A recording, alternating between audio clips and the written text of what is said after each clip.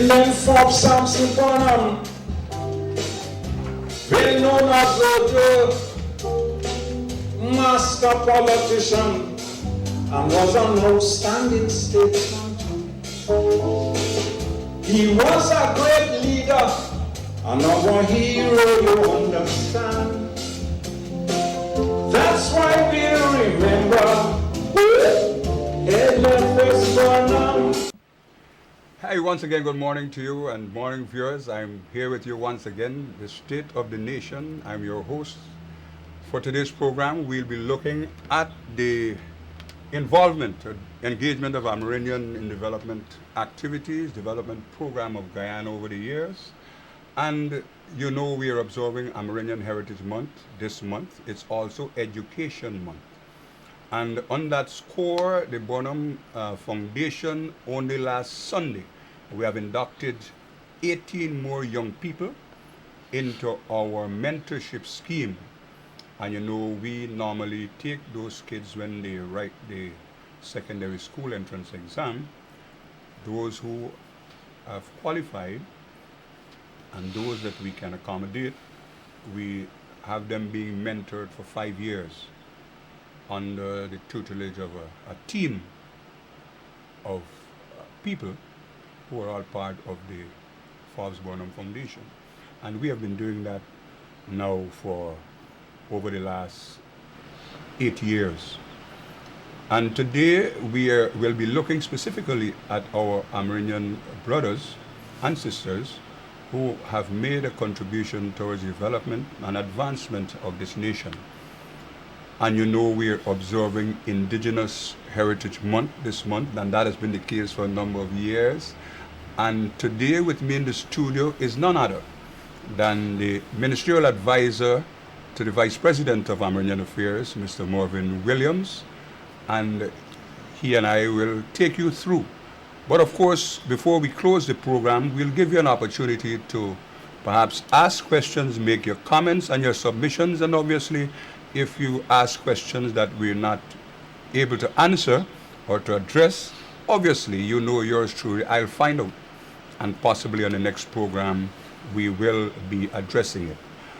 Our last program, I had with me here Mr. Vincent Alexander, and we had addressed the question of land and the COI that is kind of currently being held in relation to land in the country. But today we will be focusing specifically on our Amerindian brothers and sisters and their involvement in development. And this is their month. So, Marvin, I want to just welcome you to the program and first of all to have you go off right away. Amerindian Heritage Month. What are your views on the significance of this particular approach? Thank you very much, Clayton, for welcoming me on your program. It's been a while since I've been in the studios of Channel 9, and it's good to be back.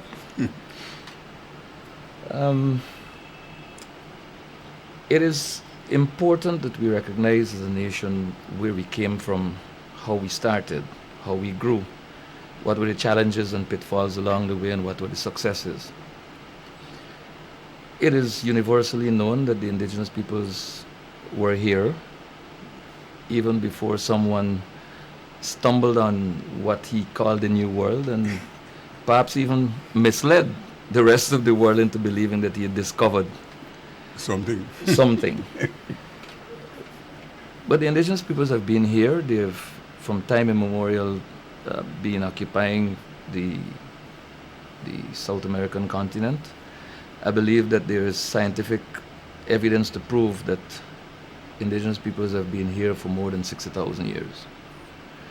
So with that in mind, celebrating who we are essentially is vital to understanding where we're going. And in terms of the indigenous peoples' contribution to Guyana and their importance to the development of Guyana, one only has to reflect on Forbes Bonham as Prime Minister and then Executive President of his country to recognize the importance that he saw in terms of the involvement and inclusion of indigenous peoples in national development. To begin with, if you look at our national symbols, the crest of the president, Yeah, that's right. it is the first thing that you will see to recognize that indigenous peoples do matter in terms of the national context. The crest of the president is really the headdress of the Carib chief, the cacique. The cacique. Correct. All right, so that's the cacique. And then in addition to that, we had the national award, the Cacique Crown of Honor, CCH. Mhm. The international airport was once named Timeri in recognition of the indigenous peoples of Guyana. And perhaps even more important than all of that, the name of our country, the spelling has been changed to reflect at independence and to pay tribute to the indigenous peoples of Guyana. That's right. It used to be Guiana. Precisely. And then changed to Guyana. That's right. which essentially is an Amerindian word. It's used to mean land of many waters. And there are many places across Guyana that were named by the first peoples of this country. So when you look at our rich culture, when you look at the name, the official title of this country, the Cooperative Republic of Guyana, you recognize that there is a unique mix of the African and Amerindian cultures as it relates to the cooperative spirit, the cooperative movement. Yeah. And so when the Africans were freed, they pooled their resources. They bought village lands. 27 people buying a village, 40-something people buying a village, and so on. And this whole business of village... Togetherness. Precisely. And the thrift societies flowed from that. And in the indigenous people's side, there is what is called in the Carib language, kayap. And they also have another name in one of the other tribes. They call it matriman. Precisely. The matriman is also the coming together of all people in the community. With a common interest. With a common interest, correct. Yeah. And that has to do with development.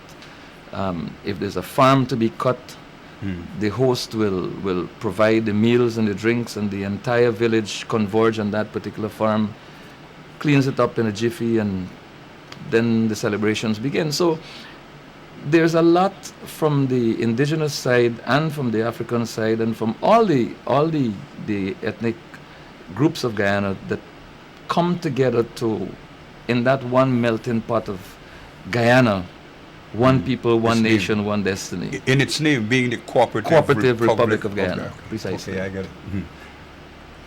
Yeah, and in relation to, you were being very specific. The Amerindian people, I remember quite early, and it's good that you have brought it out in recognition of the vision of Forbes Burnham to make sure that in the naming of the country, naming of our places of interest, including our airport and so on, were named after the Amerindians. Now, what I need to really focus on you, there has been a lot of talk now of coming together of the Amerindians from the various outlying areas, bringing them into Georgetown to debate and discuss things that can serve to promote them. And I seem to recall that the first Amerindian conference that was held at the Parliament Bill, the Tushau kind of conference that was held in this country, it was held at the Parliament building. And that particular exercise was geared towards making sure that we bring our indigenous brothers and sisters together as part of the whole mosaic of advancing development of Guyana. Well, that conference, I believe, was from February 28th to March 3rd, 1969. Right. And interestingly enough, the person that led the village captains, as they then were called, into that conference was a woman. This was Mary Williams, and thankfully she's still alive and can... This Mary Williams from Wayaka State. Maruka area? Wayaka Wayaka, okay.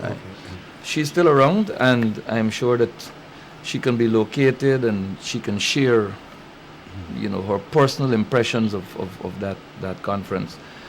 But that conference is important for a number of reasons. It is essentially the first big national event at which Prime Minister Burnham spoke to the issue of land for the indigenous peoples of Guyana.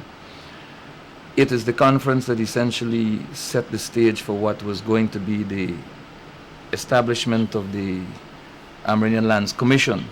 Okay, yeah. It was the conference that resulted in Prime Minister Burnham, I understand, retaining ministerial responsibility for Amerindian affairs, a fact that is little known in today's Guyana. So important it was to him and to the government of Guyana at the time to ensure that indigenous people's rights were protected. So important was it to him and the government of Guyana that there was recognition offered to indigenous peoples, and that the right was not just something to be talked about, but something to actually inquire into and realize. And be part of Right. our way forward. Right. So that there's even provision in national constitution that speaks to the right of indigenous peoples, and it speaks to the whole question of cultures and so on of the indigenous peoples, and its place in Guyana's context. So it is interesting that flowing from that conference, that first meeting, that it was in 1967, I believe it was August 1967, that Honorable Emmanuel Cheeks, then Minister of Local Government, I believe it was, who established this 5-man Amerindian Lands Commission by way of an act. And that commission, having regard to its work, produced a report which resulted in a number of villages becoming holders of instruments, legal instruments of ownership for their lands. And so the talk today about what was done within recent memory is really something that needs to be put in perspective. Well, I'm glad you have said that, because over the years, and most recently, there has been a lot of talk about the past administration bringing about or making the life of the Amerindian people more, in their words, better than it used to be. But I need to point out as well, because I seem to recall that all these kind of development, the holding of the conference, the need to adhere to the agreement at the Independence Conference, and then following up on that, we had the kind of commission. And I think what was done by Forbes Burnham was fine-tuned on the height in having some additional kind of villages being part of this same arrangement that fell under the what was discussed and agreed to at the Lands Commission. I don't know if you wish to comment on that part, because I know initially they had some villages. I think it was 20, and then you had an additional 10, I think. There were 63 villages in 2 districts following the Amerindian Lands Commission and its work. In fact, there was an amendment in 1976 to the 1951 Amerindian Act, which, as its preamble said these words: an act to amend the Amerindian Act for the purpose of giving effect the vesting of lands settled by Amerindian citizens of Guyana in accordance with the recommendation of the Amerindian Lands Commission. So, flowing out of that, there was a schedule appended to that act, which gave instruments of ownership, legal instruments of ownership, to 63 villages and 2 districts. It was in 1991, in the Desmond Hoyt administration, that Honorable Robert Corbin, another very little known fact, Honorable Robert Corbin was Deputy Prime Minister at the time, and he signed into law an order giving instruments of ownership to 10 villages and 2 districts in addition to those that were done in 1976. So we now have somewhere around 105 villages which are legal owners of their land. So all this talk about what the PPP did for indigenous peoples, they managed to give titles to 28 new villages in 23 years. As compared to 70. Out of the 100 and somewhere out of the 100 and 70 yards. So it's quite interesting that history can be twisted. I believe Frederick Isun refers to it as revisionist history. Revisionist history. Yeah. It is very important, and that's one of the reasons why I decided today to do this program on the kind of contribution and the way in which the Forbes-Burnham kind of government has looked out for our Amerindian brothers and sisters in this country. And in fact, he has been the initiator. He has been the initiator. He has retained the responsibility for Amerindian development in this country while he was Prime Minister. Yeah. And subsequent to that, then is when he appointed the first Amerindian minister to be a member part. That was Mr. Philip Duncan. That was very interesting, because when you look at the history of indigenous people's involvement in politics in Guyana, much is spoken about Mr. Campbell, who did tremendous work in the pre-independence era. But come 1968, I believe it was, Philip 2 years Duncan, after independence, yeah, right? Philip Duncan was appointed a member of parliament, and I believe he may have been just over 22 years old at the time. Yeah, was a young person. Right? He eventually was appointed parliamentary secretary, and later on Minister of State with responsibility for hinterland development, I believe, and Amerindian affairs. But a lot of talk, you heard a lot of talk, and the younger Guyanese citizens will want to believe that sometime in 1992, Guyana benefited from the appointment of its first indigenous person as a minister of government. But Guyana did not begin in 1992, contrary to what a lot of people would want us to believe. Much happened before 92. And so we need to recognize that fact. And, very few people know that Mr. Kelly Andrews from Region 7, who's now a community development officer, was a parliamentarian. You had a Hastings from Region 7 as well. Region 7, right. The Mighty Chief was a parliamentarian.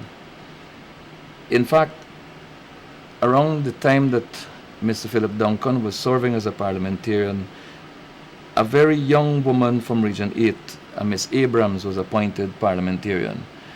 And when she too was 22 years old, like Philip Duncan, when he entered the National Assembly, but she was a few months younger than he was. And with some research, we may very well discover that Miss Abrams, an indigenous woman from Region 8, may very well still be Guyana's youngest parliamentarian, appointed by Lyndon Forbes Sampson Burnham.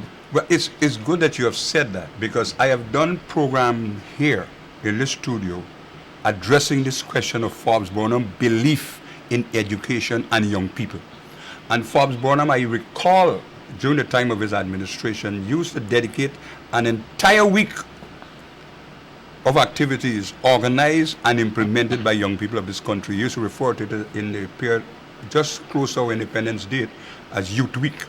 Yes. Where we used to be having young people used to conceptualize their own program and have those things. It's good that you have mentioned that while he retained responsibility for our indigenous people affairs in this country, he was able to get young people from the Amerindian community, Region 8, Region 1, Region 9, to be involved in just not only program, but planning parliamentary activities to represent their people. And I'm glad you've said that Guyana didn't begin in 1992, as some people are being told by another group. In fact, there was a lot of things that had to be done before 1992 to make sure that our indigenous brothers and sisters could have been able to realize or recognize or be part of this whole mosaic of the Guyanese image right now as it is. And it's good that they're observing Indigenous Peoples Month, this month. It's interesting that you would say that, because, Clayton, a lot of harm has been done to the indigenous people's development agenda over the last 23 years. That is true. There is a lot of talk now that the Commission of Inquiry into Lands will take away lands of indigenous peoples, will hurt indigenous peoples. But to me, it's like they told us when we were in school, a drowning rat will clutch at a straw. And no pun intended with rat. But when Barnum was Prime Minister and President of his country, and Philip Duncan, who's still alive, and I believe right somewhere in the studios here, you'll have a recording of an interview I did with Philip Duncan some years ago. I mean, you'll have to look for it, was a because I think I 1 would hour. have to have him on a program here sometime. Yeah, I spoke with him for 1 hour, and you learn a lot from speaking with Philip Duncan. First of all, he tells you, I moved from being a minister to being a minister. Because when he stopped being a minister of government, he became a minister of religion. Okay. And that's his vocation at the moment. But he tells stories of the government of Guyana reaching out to indigenous peoples and helping with their development by providing them with tractors since in the 70s. Providing them with tractors, providing them with dredges for mining gold, providing them with technology for balata bleeding and so on. George Tancredo. Assistance, they used to provide the financial assistance for the balata bleeders. Yeah. And you had a particular store they used to go and get the stocks and so on. In fact, there was a company that was established. Okay. And George Tancredo, who was the expert then and still is the expert now, these people are still alive. And their expertise could be tapped into. Their stories can be documented and told.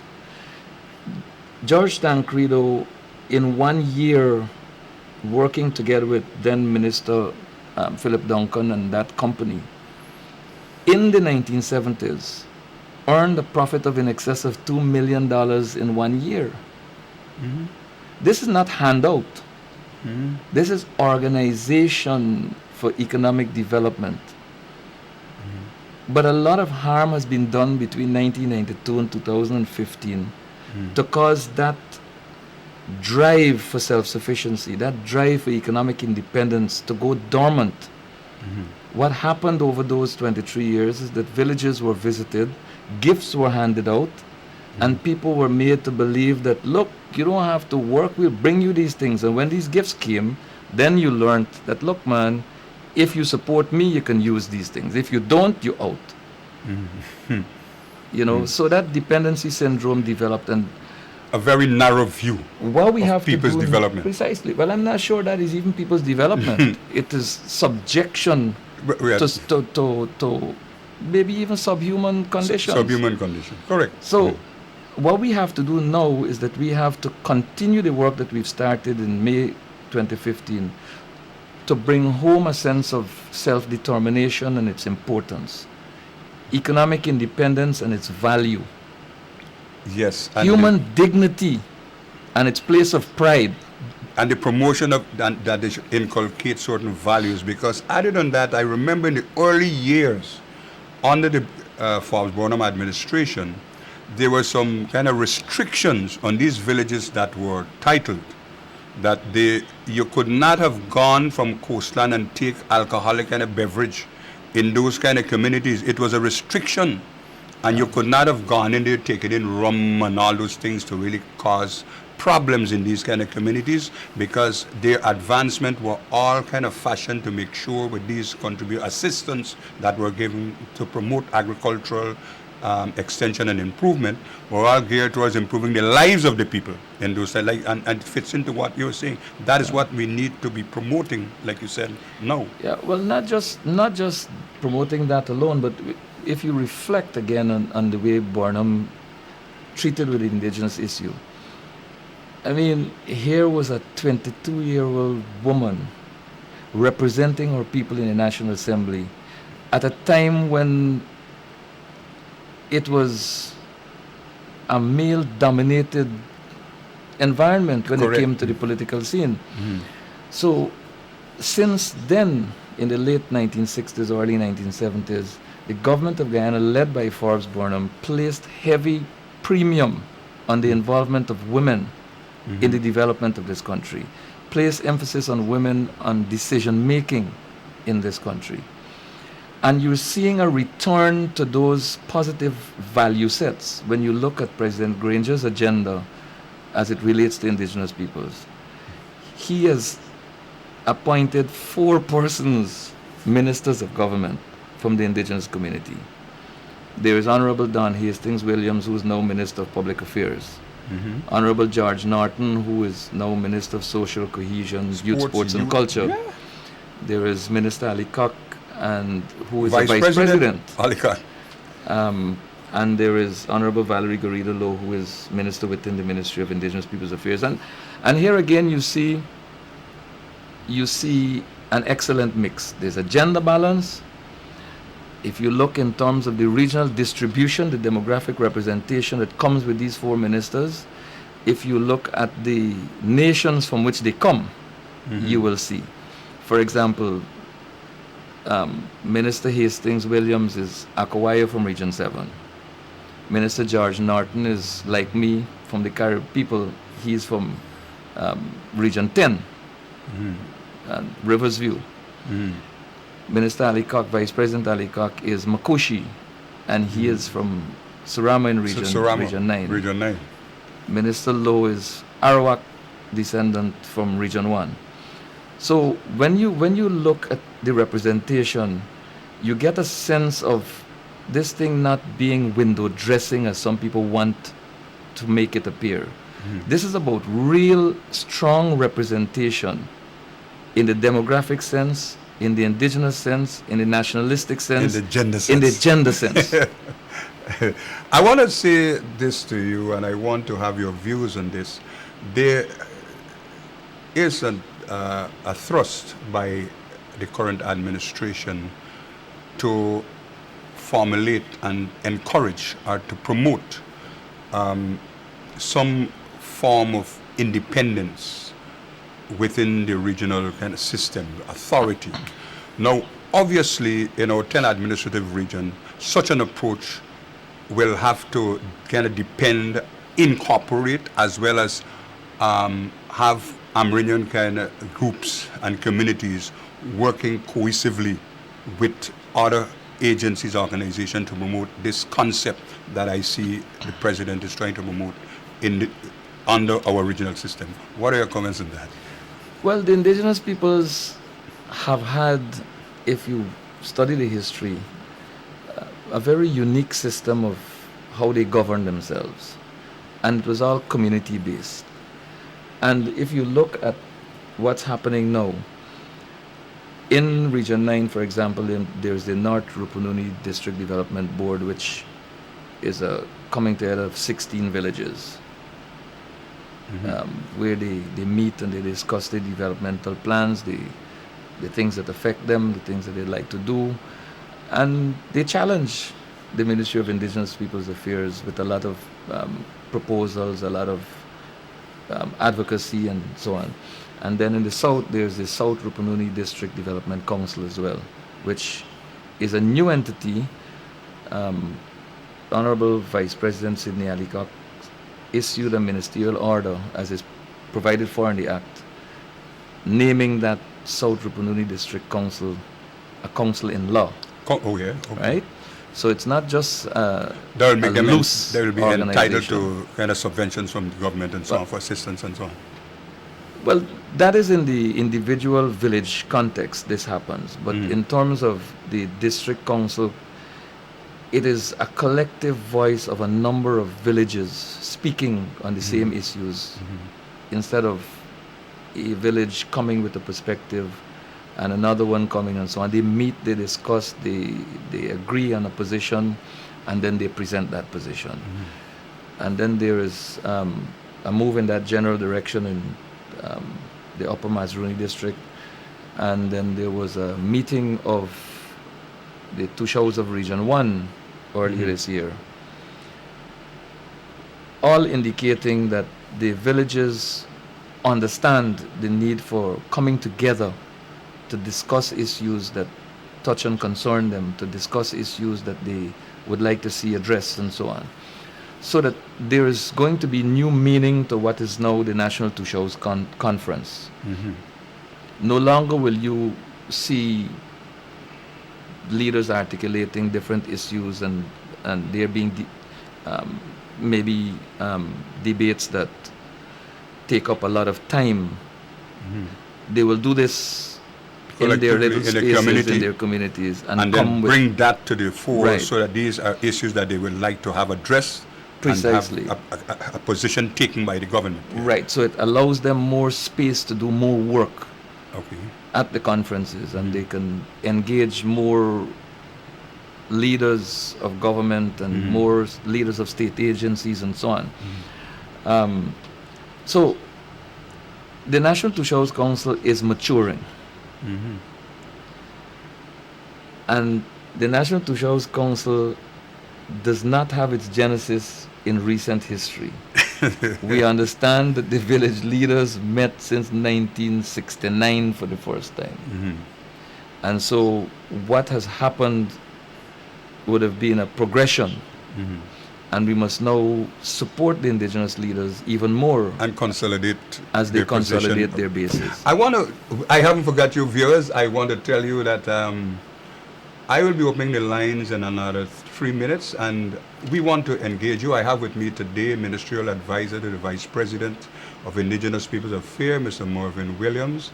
Of course, we worked together some years ago while I myself do some service in the regions. But today he's with me addressing this question of our indigenous people's involvement in Guyana's development. And I want to encourage you to make your contribution. The lines are now open, so you have an opportunity to make your calls, make your comments, so that we can discuss this whole issue of our indigenous people's involvement in Guyana's development. And remember, we are celebrating Indigenous Peoples Month, the month of September, today being the 24th day of September, and we are discussing their engagement. I know they have a lot of activities going on at the moment, and we are, I understand that they had sports last night. I see the lines are already going. I want to, morning, you're on the air. Hello? Yes, morning.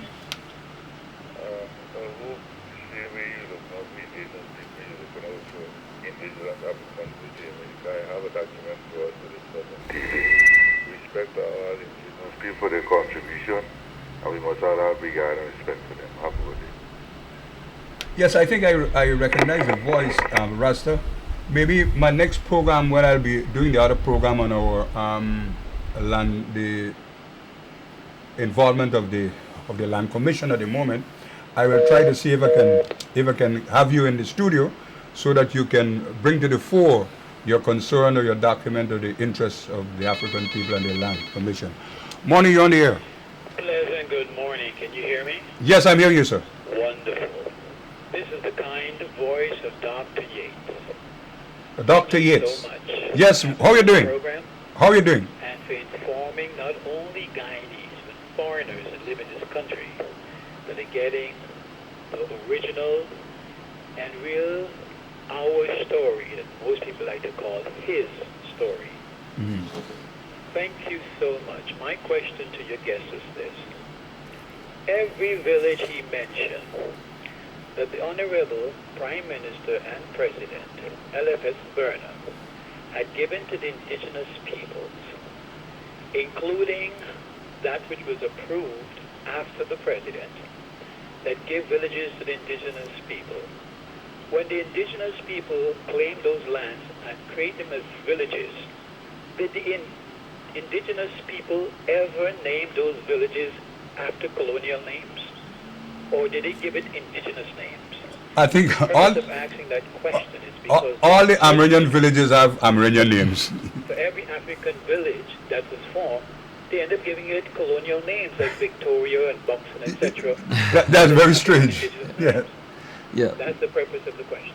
Yes. Yeah, well, even if there are cases where the official name of the village is maybe reflective of the religious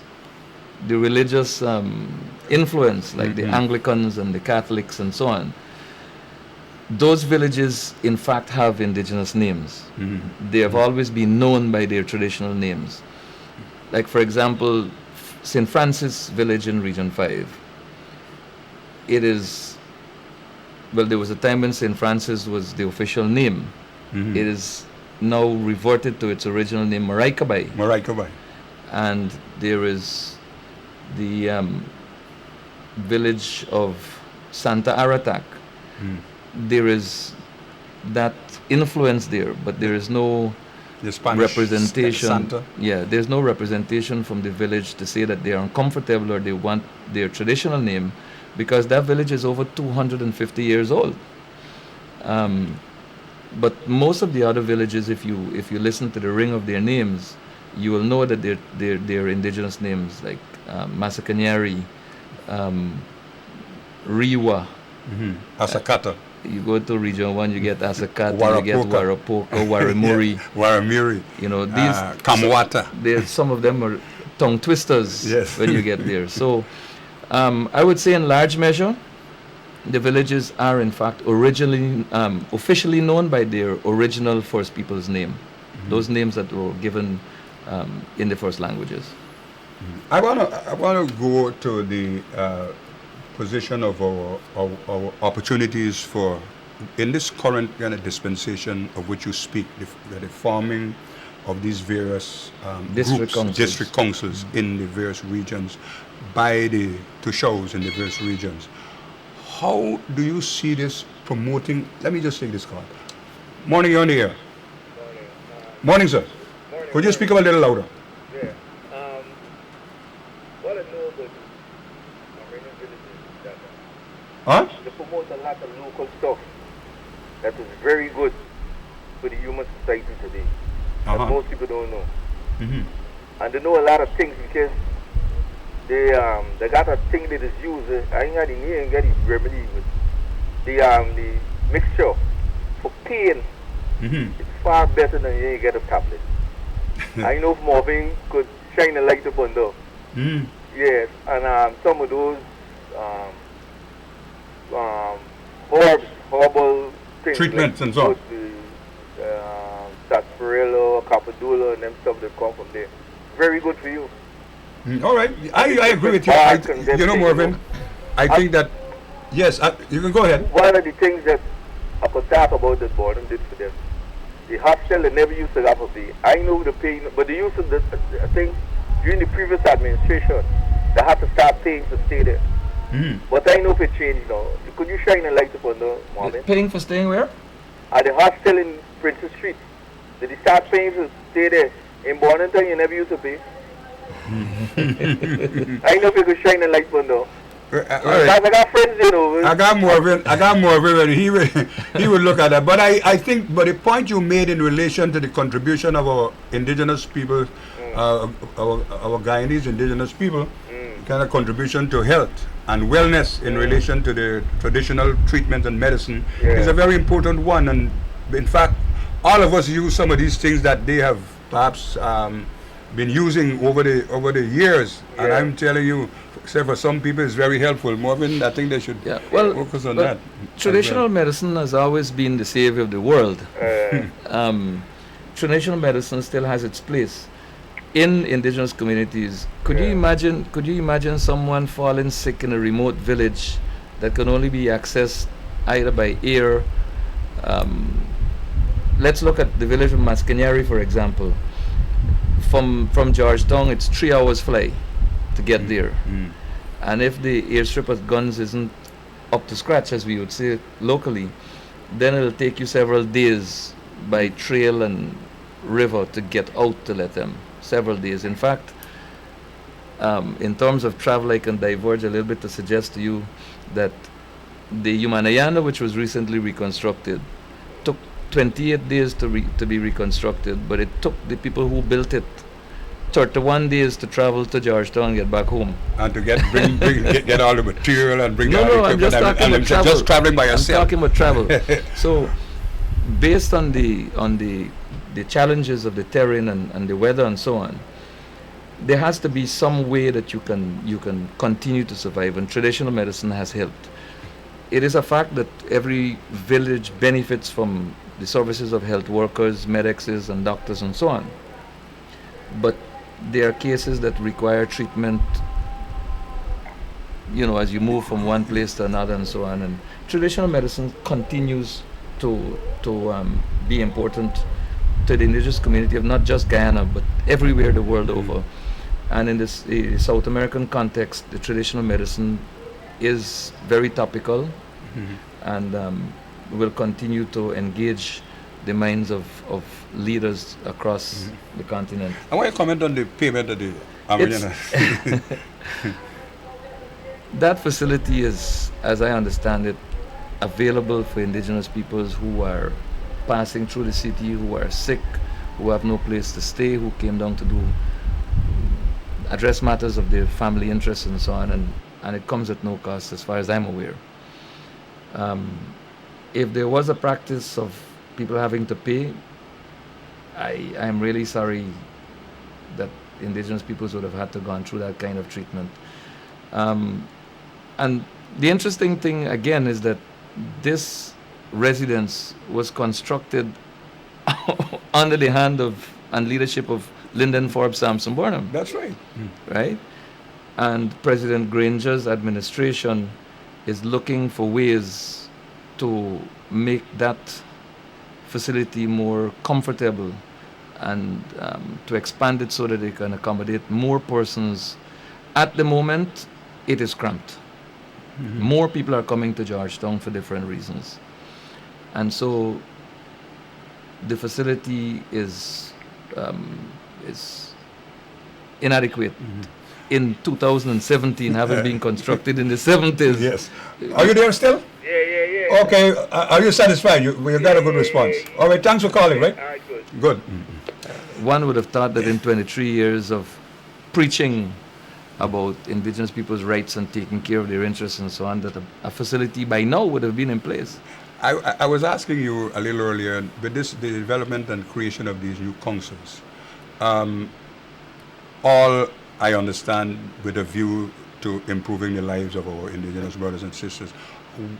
What role could you see these councils playing in terms of improving, one, the understanding of our young people and their involvement in terms of promoting the advancement of their communities and themselves?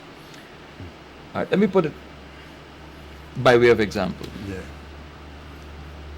In terms of... Because we're dealing with handouts now. No. In terms of youth development, sporting development, the almost traditional Upper Mazruni Games happens every year. It's like a mini Olympics. And the North Rupununi is moving in that direction. The South Rupununi is moving in that direction. Pretty soon Region 1 is going to go in that direction. Region 1 has a lot of kind of communities from Quibana down. Well, in fact, Mabaruma is the defending male football champions of the Indigenous Games that are on now. They have won the competition. They won it last year. Okay. So these things are happening. There are some challenges with Oriala and Sipuruta not gelling. Oriala Sipuruta is essentially one village, two locations, but they're not yet agreeing on putting together a single team to represent the village. So, but where these district councils are emerging, you're finding that young people are coming together. The cultural leaders are getting involved, and the cultural groups are blossoming. In terms of their actual development and protection of the environment, the South Rupununi Development Council, for example, District Development Council, they have recently launched a website. They are monitoring their environment using drones. Persons have been trained to do this. In fact, SIPDA, an NGO in the South Rupununi. SIPDA, what's that? The acronym for? It is, I think it has the South Rupununi Indigenous Peoples. I'm not sure I can get it right, but I do know where it's from and so on. They received an international award recently in France, I believe it was given to them for their work in mapping and environmental monitoring. They have people patrolling the area as far as the deepest village in the South Rupununi, where persons have been trained as protectors, stewards of the environment. Stewards. And these things are happening in the North Rupununi. They are pushing development agenda. The Bean Hill Institute is within the North Rupununi Development District area, that's in Anai, and government continues to support the development of that institution. I believe this year they would have gotten in excess of $111 million to assist with the construction of male and female dormitory facilities and the expansion of the curriculum and so on. So when people come out from this institution, they are trained foresters, they're trained forest guides, they're trained culinary people, they're trained in agriculture and tourism and so on. And when Honorable Rupnarayan was Minister of Education, the last bit I remember is that they were working towards accreditation of that institution. The Bina Institute. Right. So, and there's likely to be the emergence of similar type institutions within regions, perhaps 1 and 7, in a not too distant future. I say that I ask you particularly for you to bring this out because as I understand it, with the thrust in terms of lifting the quality of life for the people in the so-called quote hinterland kind of community, they, according to what I heard the president was saying, that they should enjoy similar benefits and conditions as persons who live on the coast, and in some instances even better. I always feel that the most beautiful part of this country is in the hinterland, and those programs like that you have outlined in terms of those activities that are being promoted, those training programs that are being promoted in the regions, obviously augurs well for our young people who reside in these kind of communities. They would begin to inculcate the concept of self-worth for the community, and because they will be able to realize, and I want to tie that in to what you have said in relation to the promotion of sporting activities in these various areas in the regions through these councils that are being established. And I know about this Upper Mazaroni kind of mini Olympic activity that occurs each year. And which is graced by His Excellency the President every year. And right. I know our new kind of Minister of Sports, Youth and Culture is now Mr. George Norton. And of course he is of Amerindian or Indigenous lineage. And I think it augurs well for the promotion of those activities, since now he is minister responsible for the promotion of all these things, and obviously he will seek to bring to reality. Morning, you're on the air. Yeah, bring to reality the vision or the views of His Excellency in relation to promoting. Well, I know that last year, in the presence of His Excellency the President, Honorable Minister of, well, as she then was Minister within the Ministry of Education. Mr. Nicolette Henry. Honorable Nicolette Henry presented floodlights for that Camarang football field. Okay. So the hinterland students, the hinterland sports personalities will eventually be totally exposed to playing on the lights, and they'll be a lot more comfortable when they come to the coast to play on the lights, because that was one of the challenges. Our young people never had the opportunity to play on the lights, and then when they qualified for these digital games and so on, and they're out there, the conditions are not, comfortable for them. I can see from this thrust that there is a deliberate policy to, one, involve our indigenous peoples in the developmental program of this country, involve. Two, to make sure that they are informed, educated on what role they can play, what they need to do, and what assistance you will get in terms of making sure that you do what you have learned, and so on, promote what you have learned for your community.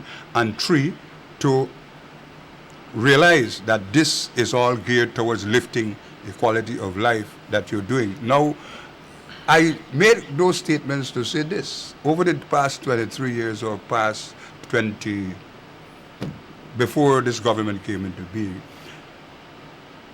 how would you respond in relation to this current program of promoting one, hinterland development, promoting our indigenous people improvement to their lives, and thirdly, improving the education thrust of our young people in the hinterland? Well, I believe it was a deliberate policy of isolation. The hinterland was treated as another Guyana, one to be tapped into for votes. So, run up to elections. I remember Norman Whitaker, my former school teacher and former minister. He said to me, Merv, y'all coming and campaigning, you're wasting time. You don't have anything to give nobody. Okay. You run and you talk all you want to talk. When the day before election come, I can come like one of the three wise men from the East bearing gifts. And the last man to come bearing gifts is the man to get the votes. That is how indigenous villages and communities were viewed. So you heard nothing about what was happening until somebody get a minibus. I said somebody deliberately because the assets of the state which were being given for community purposes were in fact treated as the private property of a few. For example, in Laluni, a vehicle was given, and the vehicle was given to a sister of a former minister. And then when the government changed, they discovered they couldn't maintain the vehicle, so they brought it back in. But when the vehicle was handed over, you heard it was handed over for women development. We went into the village and you heard that nobody got an opportunity to ride in it. It never took a sick person to a hospital or anything. So it was a deliberate policy of isolating people. We are moving now in the direction, as His Excellency the President has said, one Guyana, connecting the coast with the hinterland. The roads are being built. The bridges are being put in place. The airfields are being rehabilitated and constructed. The schools are being fixed. Cato is a perfect example. Well, of course, I was there myself, Right? so I saw that one. The access to internet services. Which is very, very essential in today's age of digital technology. Of course it is. So these kinds of developmental projects will help the people who live in villages and communities far away from the coast, far away from the capital, to be able to access the same information and to be informed of what they do and how they do it. Will be having access to the same kind of educational opportunities. The internet is there. Research can be done. Healthcare delivery services could be supported remotely as long as these things happen. So, to me, it is a case where what Burnham had started out to do in early independent Guyana, what Haidt had done in continuation of that up to 1992, in the context of indigenous people's involvement and contribution to national development, is being improved upon now by leaps and bounds. All right? You now have 4 ministers of government who are indigenous peoples. You now have more schools being contemplated for construction in the hinterland region. You have now better access to the interior locations. And you now have a policy that says 2 million hectares will be set aside for protected areas, 1 in each of the 10 regions. The whole question of preservation of the environment, the value of the biodiversity of Guyana, our importance within the Guyana Shield context as contributing to the oxygen of the world. Correct. Or lungs, the lungs. All of the world. these things are happening, and so for me it's a breath of fresh air, and I believe that the indigenous peoples whose lives are being touched by these policies, whose lives are being touched by these programs, will recognize the importance of what's happening, and Guyana will continue to move forward. Morning, you're on the air. Good day. I was just watching your program, and I'd like to say that I appreciate what you're doing. Yes, thank you. With special reference to Mr. Barnum, because I think he was a very influential leader as the leader of a developing nation. And I'd still like to make a couple of points. Yes, sir. I'm Go ahead. a Rastaman. You're a what? I'm a Rastaman. Yeah, Rasta. Hail up. And I think that the development of the country, the Rastafari is very much interested within the development of the country. And we realize that the nation has for a long time been putting all the eggs in one basket on the coastline, where the wealth of this country is in the hinterland. In the hinterland. And the beauty and the livability. I mean, we have hills, we don't have the same problem with flooding, we have water, we have land, we have timber, we have everything. So I think what it is important that the people on the coastline realize that there's a necessary need to move into the hinterland. And within this move, within the development of the country, I think we have to see our Amerindian brothers and sisters within their unique position of custodians of this forest for so many thousands of years in a pristine condition. And when we go in the further development with mining and timber and petroleum, etc., it is a great harm to the environment. So there's a lot. You can develop it, but it must be developed in a sustainable way. Sustainable way. That's right. I agree with you. The environment, Environmentally friendly too. As in the case of lots of forests. I mean, people say Ghana have so much greenhouse, you have so much this, we can't run out. But I know with capitalism, you could run out because greed is a thing that gives a man no boundary. He would just go until, everything is finished. That's true. That is true. I think the monitoring of the forest is so very important in terms of the Ministry of the Forestry Commission, Mr. James Singh. I went to speak to him and he told me, well, they're doing satellite photography and the land is not being degraded. But when you look at what's going on with mining and so, I mean, I don't want to say, well, you got to stop mining, but it has to be monitored. And in terms of... more effective monitoring. What's that? More effective monitoring. Well, yes, I mean, to take it more seriously. Yes, I agree with you, sir. You can just give lip service and say, oh, it's being looked after, we have satellite photography.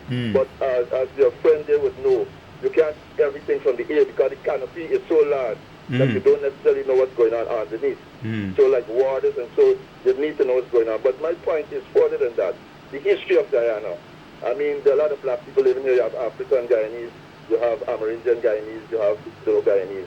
And as Rastaman, we represent the African Guyanese in the sense of we want to know our culture and our roots, just as the Amerindians are celebrating their month. They want to know their culture and their roots. And it's a peeve to Rastaman to know that they can't contribute to the development of this country, especially in the hinterland. Because as we go up the road, we get an acre of 5 acres of land. They say, oh, you're planting ganja. The police come in and your day is over. You end up in jail. So we can't contribute to the country because of this conundrum, because of this situation. And I'm pleading to the powers that be, that we see that the Rastafari community is not a small community. It's big and it's international. And there are things going on all over the world. But not enough attention is being given to this problem. And then they complain about the youth in the ghetto, in Agricola and Buxton and so on, that they're committing crime. If they were to get the land and they were to be able to allow to do agriculture and use the timber, they could build the houses, they could do furniture. Mr. Bonham had the GNS camp. I remember I went there a time, Conway I believe it was, or Chumari. And he had machines coming from Eastern Europe that were making toothpicks. And they were selling toothpicks all around the world. All right, but we're running out of time. I take your point. I think the whole concept and idea of the Rastafarian community engagement is being looked at, and think there has been a motion in Parliament right now to address this whole issue of the use of small quantities of marijuana and so on being used by the Farian community as a sacrament, but I know that the involvement in terms of agricultural advancement is being kind of looked at, and the acquisition of land is one of the areas that they have been plugging to be considered for them. Look at the Amarillo, we know so much medicinal herbs in the country, and it is an economic possibility with that knowledge. So why can't black or African Guyanese use the marijuana, which is a herb that God created? I mean, to us it's an abomination. So if you look at it from that context, the Americans can use any other one. All right, you know? My friend, I am out of time. I take your point. It's a pity that you called so late. Just one last concept, the history of Guyana. Remember when slaves used to escape from the plantation, the Americans used to capture them. So I think this point has to be, you know, approached and analyzed, and a compromise comes to healing those wounds of the past. Yeah, I agree with you. We have to live together. There's a need for more cohesion to heal those wounds. It's not being addressed. God is used to coming up with the knowledge of themselves from Africa, and it's not being addressed. Mr. Bonham went to Ethiopia in 1970, and he gained a lot of his knowledge that he implemented here. You'll find if you study Selassie, he built all the airways in Ethiopia. He developed Ethiopia from an ancient nation to a modern nation in the space of about 20, 30 years. And that's what Guyana is going through now. So if you can look at that template and that example in Ethiopia, how it became the most progressive nation in Africa right now. 400 universities in Ethiopia. All right. I'm out of time. You know, a contribution. Yeah, Rasta, here, I understand your position. I hear what you're saying, but I have to go. I want to give the ministerial advisor the last few seconds to just... Respect you. I know it's an Amerindia program, but I have to make this... Yeah, I give you some time. Cannot go forward without this conciliation. All right, my friend. Thank you very much. Yes, Marvin. Just closing remarks. We're over time. Yes. I just want to say three things before we go. One is that the deliberate policy that you spoke of impacting positively lives of indigenous peoples. In terms of education, Government of Guyana has commenced the construction of a dormitory facility for tertiary level students. That's a major accomplishment. So we're going to see more tertiary level students coming out of the villages and communities of Guyana, and that augurs well for the development of our villages, our regions, and our country. In addition to that, the Guyana Forestry Commission now offers not 3 anymore, but 5 scholarships to the Guyana School of Agriculture for indigenous youths who can get employment as well, as long as they're successful with the commission and serve their own communities. The ministry is soon going to embark on a training program in terms of mapping and GPS and so on, so that the villages will be better equipped to monitor their forests, to monitor their boundaries, and to understand what's happening in their communities. And finally, I want to encourage viewers to head down to the Everest Cricket Club ground and have a blast. The Indigenous Heritage National Sporting Event is on its last day today. The finals in the football, volleyball, cricket, everything, the eating contest, the drinking contest, those are happening today. They're happening as we speak. So as soon as we come off, join us down at the Everest Cricket Club ground. Have a pleasant day, and thank you very much. All right, thank you, Marvin. It's good having you on this program, and my friend, all my viewers, thanks for having me in your kitchen, your bathroom, wherever you have been, whether it's the living room or downstairs in the yard. Thanks for being with me. I'm here again with you the 4th Sunday of next month when we bring to you another program, The State of the Nation. I've been your host, Clayton Hines.